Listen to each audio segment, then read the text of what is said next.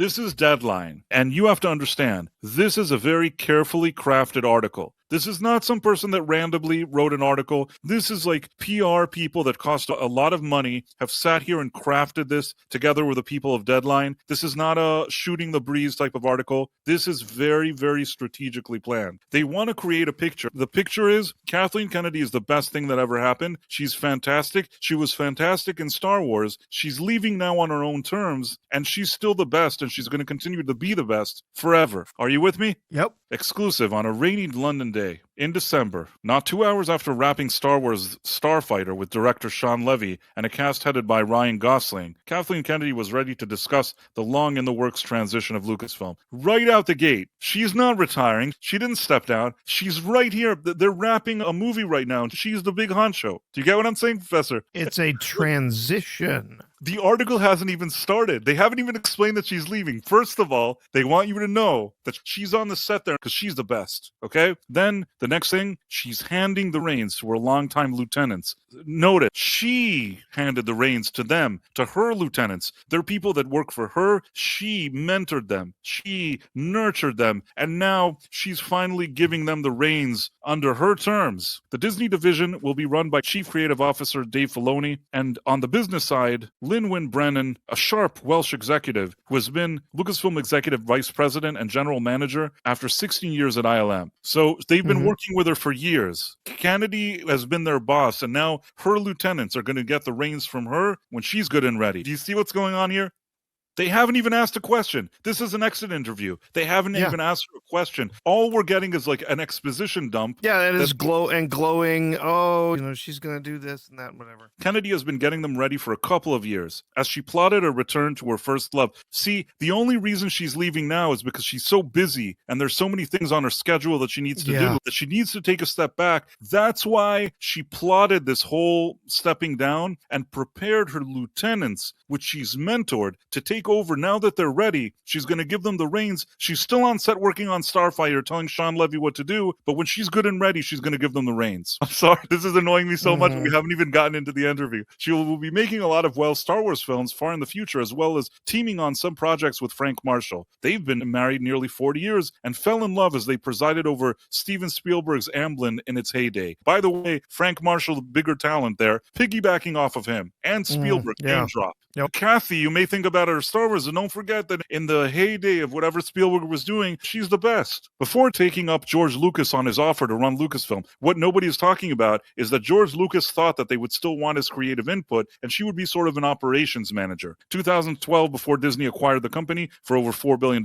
in cash and stock, Kennedy already had a hand in what seemed like about every significant blockbuster that has been part of our lives. Her first producing came on Poltergeist and E.T., The Extraterrestrial, followed by such films as Schindler's List, The Sixth Sense, Munich, War of the Worlds, The Diving Bell and the Butterfly, Lincoln, and franchises including Jurassic Park, Indiana Jones, and Back to the Future, including the Star Wars films that she produced. That's more than $11 billion in global gross. There's a lot to unpack here. Basically, all of Spielberg's biggest successes have now been attributed to her. It's like nobody's explaining that she is the fourth film with the team of like Spielberg, that he is the one with a creative vision for all of these things. If she was in charge of any of these movies on her own, without Spielberg, none of them would do anything. She wouldn't even be in charge of them. She would be doing nothing. So all of this is bullshit. And trying to tie that with the Star Wars and the $11 billion, this is such nonsense, Professor. Do you understand now that Kathleen Kennedy is the best thing that ever happened? Oh, she's amazing. She's responsible for billions of dollars of movies. She is the best. Yeah, the she's best amazing. thing that ever happened. Okay. Since she took the top Lucasfilm post almost 14 years ago, and in that span, the company generated 5 features that continued the saga Lucas began in 1977 or branched into other directions. Those films had global box office of $5.9 billion. The first, Star Wars The Force Awakens, became the highest grossing film ever in North America with $936 million statewide,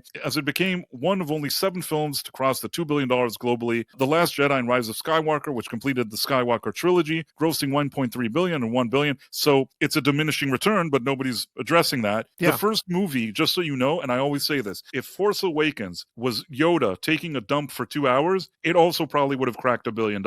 Whatever you would have seen in there, as long as it's a Star Wars movie, probably would have cracked $1 billion right out the gate, okay? Yeah, but you do know, of course, they're reporting all these gross numbers, right? Yeah. Of the 5 theatrical movies that she has been in charge of in the Star Wars canon at Disney, across those 5 films, Disney only made a profit of $1.2 billion.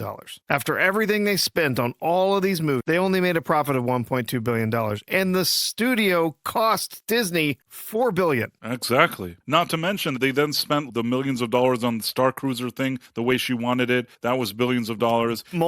Several billion dollars. Yep. They lost money. I'm not saying they never made money on Galaxy's Edge, but they certainly lost money that they could have made. She didn't insist that the OT characters shouldn't be there. Almost every decision of hers was a loss. Not to mention those Disney Plus shows, The Acolyte, things that cost you find out 500 million, 600 million, things just billions and billions of dollars evaporating. And yet in this article, you think that she they want you to know she made $11 billion herself personally. Given the high expectation of a rabid fan base, again, now they have to throw the fans under the bus again. Every development project and creative attachment has gotten high levels of scrutiny, ratcheting up the stress level. Following a Disney mandate to broaden into television and build Disney Plus, Lucasfilm series including The Mandalorian, Andor, and others have garnered more than 90 Emmy nominations so far. She made a bunch of shows that received the worst reception that everybody hated. The Mandalorian, from what I recall, was basically a Hail Mary pass to try to save Disney Plus, which, if I remember correctly, it was Bob Iger that pushed for Jon Favreau, who was busy doing those kind of live-action Jungle Book and Simba and whatever it is, and they said, can you do something with Star Wars? Because they were under the impression that he can at least maybe make them a few dollars. And that first season of Mandalorian somehow was all right. I don't think that it was mainly Kathleen Kennedy that was responsible for that first season's success. That was the one time that they told her to shut up. Andor is not the worst thing I've ever seen, but if all you have after 14 years is Andor, a show that in spite of people complimenting it was so much full of filler, moved so slowly, with so much crap in there. Were there some good scenes in it? Were there a few good ideas? I guess. But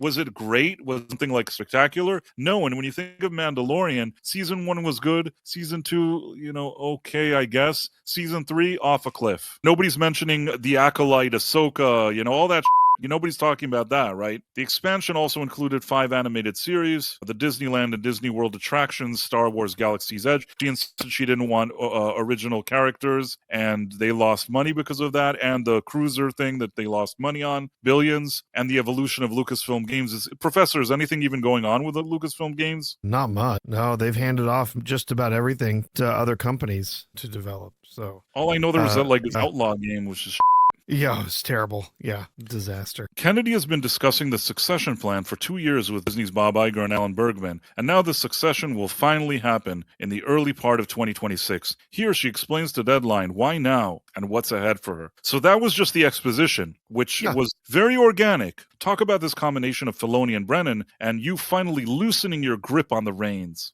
This is already annoying me. 2 years ago, I went to Bob and Alan to figure out what the transition plan would be, and I made the recommendation that it be Dave Filoni and Lin-Win Brennan, the latter of whom have been running the business alongside me. She comes out of ILM 60 years, general manager, then general manager of Lucasfilm. She has been my key financial part. I mean, I wouldn't be so proud. You guys lost billions and billions of dollars.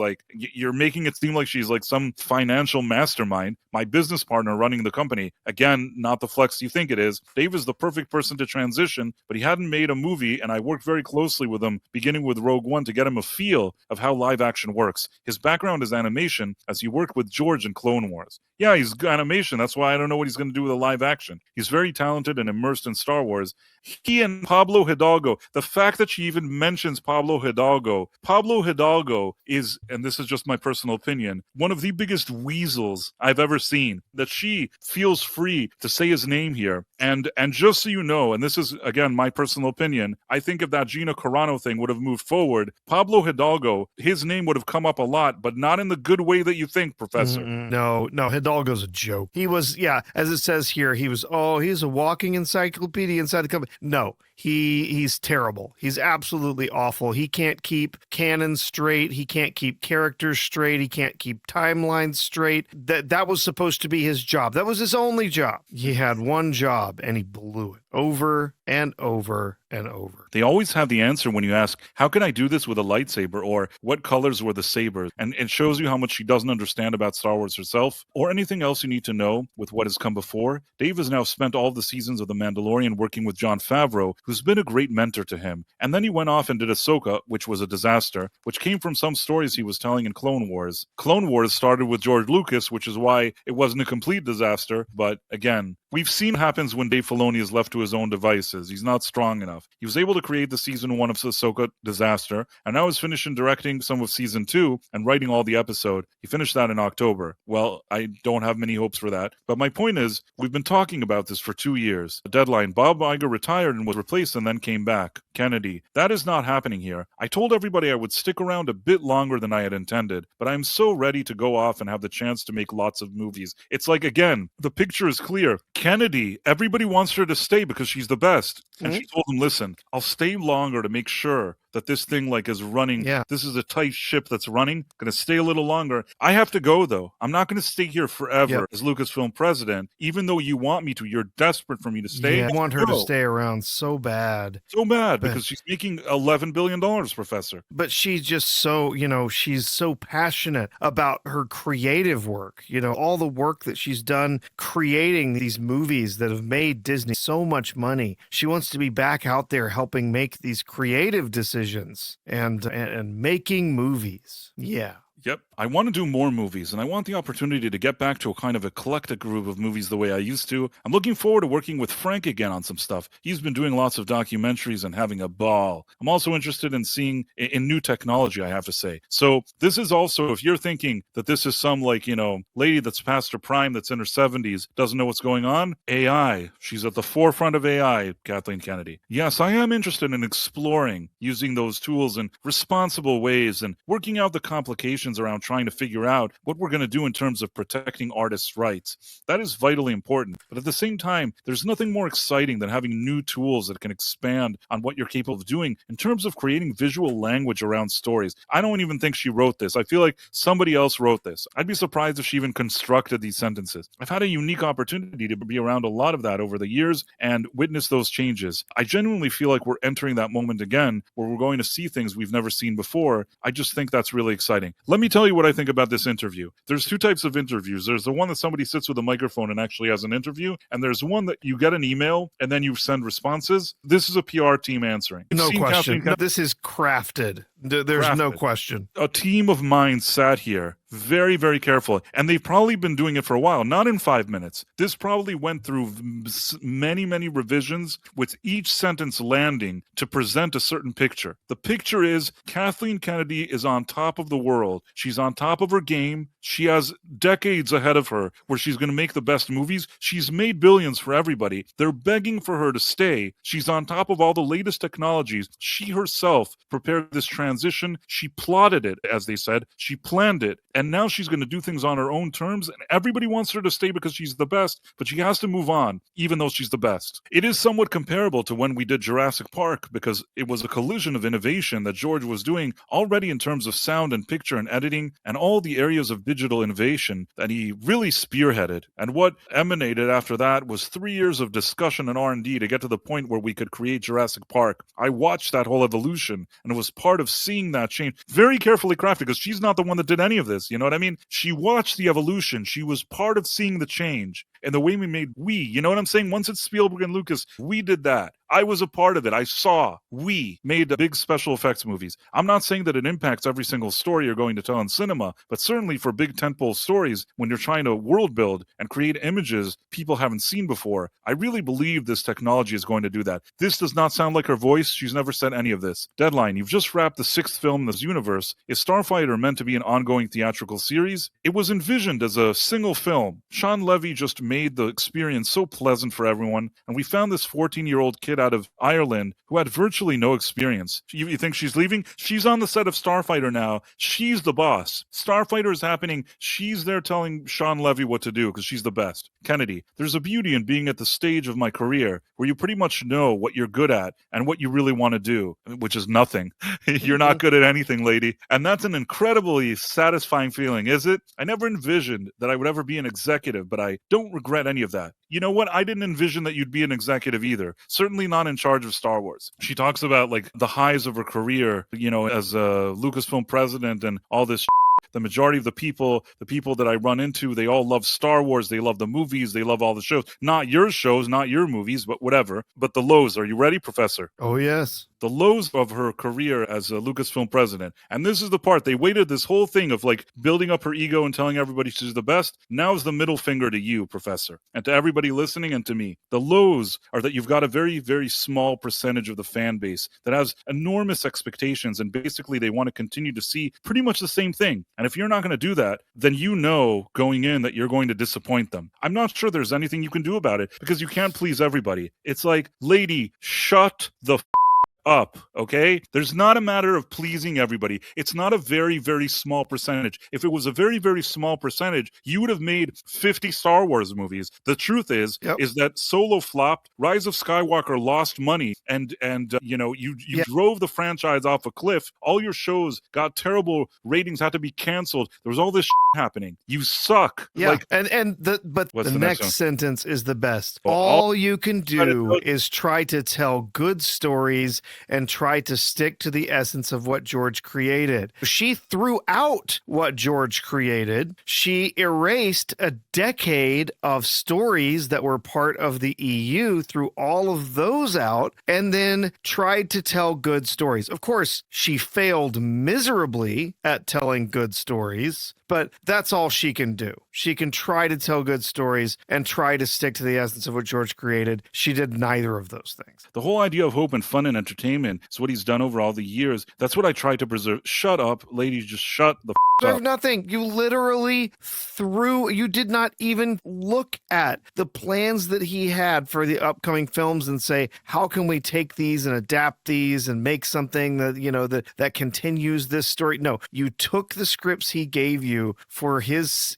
idea for a sequel trilogy. You took all of his ideas and you chucked them in a bin and you said, nope, we're going to do something different and we're going to get rid of all of his characters and we're going to tell female stories and queer stories and all of this stuff. That's what we're going to do with Star Wars. It wouldn't change anything that we've done over the years. I understand why some people may like certain things more than others, but that's not going to change why I decided to do certain things and why I decided to work with the people that we worked with. Also very carefully drafted here. You know, she has no regrets. She's a risk taker. She had her own vision and she stuck with it. It's not always what people wanted, but it was the right thing to do. Basically, she's not mentioning Leslie Headland. You know what I mean? There's a million people she's not mentioning, and that's what I like to do and want to continue to do. Well, hopefully that took Star Wars into the next step. What are you, crazy? Next step? We'll see in the long run, but it feels like it did. Oh, shut up already. There is no long run. You did not take Star Wars to the next level. You did not do that. Just shut up already. I'm sorry, Professor. This is too much. This is too much. I feel it's bad. This is such a PR written thing. This was all crafted. This was all set up ahead of time. We brought new audiences in. No, you didn't. Oh, and one final thing. She's like, some of the reason why big names didn't want to work with me, like, and she mentioned Vince Gilligan, I think, and a few other names. They didn't want to commit for 3 to 5 years because it's a big commitment. So that's why she lost, you know, top names because they didn't want to commit. Yeah, that was it. I mean, back in the day, Star Wars would be the thing that anybody would give like 3 to 5 years, no doubt. It had nothing to do with the fact that if they came in to create any project, they weren't actually going to get to do anything on their own because she was going to be looking over their shoulder and telling them how to do their jobs the entire time. No, here's the interesting thing. Remember how she said that she was still deciding everything and she's the best and she like it's all based on her plan? Now they're asking her progress on films by like James Mangold, Rian Johnson, Simon Kinborg, Taika Waititi. And notice how nobody's even talking about that Rey movie from what I can tell. Like nobody even wants to mention again. So Kennedy is like, I've got to tread a bit carefully here. Jim Mangold and Beau Willimon wrote an incredible script, but it is definitely breaking the mold and it's on hold. Taika has turned in a street that I think is hilarious and great. It's just not my decision, especially when I've got a foot out the door. Suddenly, she's not in charge. You know what I'm saying? It's not my decision. I'm the secretary here. What are you talking about? Until now, 70 pages of her the best. Now, what's happening with all these scripts and the projects? I don't know. I'm leaving. I'll see you later. Yeah, when all that filth hits the fan, it's not going to be my fault. Right. And then Donald Glover has turned in a script. She doesn't say anything about that script. And as you've read, Steve Soderbergh and Adam Driver turned in a script written by Scott Burns. It was just great. Anything is a possibility if somebody's willing to take a risk. I remember when I came into the job, the first thing Bob Iger said to me was, be bold. Another good thing. This is the final one. What about Rian Johnson returning? After all, episode 8, The Last Jedi, grossed $1.3 billion globally. We expected him to return. This is the best. Are you ready, Professor Kennedy? Yep. Once he made the Netflix deal and went off to start doing the Knives Out films, that has occupied a huge amount of his time. That's the other thing that happens here. After Sean and I started talking about Star Wars, Stranger Things kicks in. He was completely consumed for a while by that. That's what happened with Ryan. And I do believe he got spooked by the online negativity. Spooked? Rian Johnson went around like arguing with every person online, giving everybody the middle finger. His dream was to get more movies. Yeah. There is nothing that Rian Johnson wanted more than to give everybody a middle finger with his trilogy. He literally said that if people hate my movie, I must have done it right. Like he's said that stuff. He absolutely did. I think Ryan made one of the best Star Wars. Shut up, lady. He's a brilliant filmmaker and he got spooked. I don't really have any regrets. Maybe Solo, a Star Wars story. We were so excited, but you can't replace Han Solo, at least not right now. As wonderful as Alden is, you couldn't replace. So she's basically saying that the reason Solo didn't work is because Harrison Ford is so great. Alden just couldn't make it happen. It's all his fault, apparently. Right, exactly. Threw Alden under the bus. Same time, many felt that Indiana Jones and Dial of Destiny was an example of where Harrison Ford stayed a little too long of the dance. This is also a very crafted sentence. I mean, the thing was one of the biggest flops of all time. No, I have no regrets because Harrison wanted to do it. What a bunch of shit. And then it's like, so you're not ruling out another film with a whip and fedora? You never know. But we are still here, Stephen and Frank and I and Harrison and George, so we get to say whether there's going to be any more or not. Again, making it seem like her fate is tied with theirs and they're all like buddy-buddy working together. It's all a crock of shit, man. It is. It's ridiculous. I wish they would let me interview this lady. I wish. That is my dream that they would let me do it. I'm such an awesome guy. I make so many videos. And my friends are awesome too. They make so many videos. I'm such an awesome guy. From